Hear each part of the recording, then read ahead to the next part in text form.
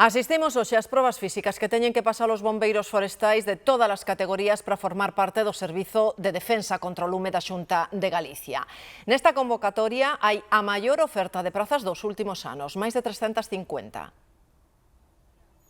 A selección de bombeiros forestais de todas as categorías ten este ano un sabor excepcional. Primeiro, porque hai máis prazas. Nos últimos anos nunca hubo tal número de vacantes. É un proceso de contratación de persoal temporal, vale? Vamos a empezar a facer os chamamentos a través de listas ao largo do mes que ven. E tamén é excepcional porque o proceso chega cando aínda non pasou a impresión pola vaga de incendios do pasado verán. O desgarre que te mete aí que para que non veña salvar o teu. Son de Entrimo, da Baixa Limia, e preséntome isto porque xa estuve traballando fai anos en extinción de incendios e quero volver. Na proba cada aspirante vai con un chip, vai monitorizado co seu tempo, pouco para buscar a xente que teña un mínimo de condición física para poder desarrollar o seu traballo.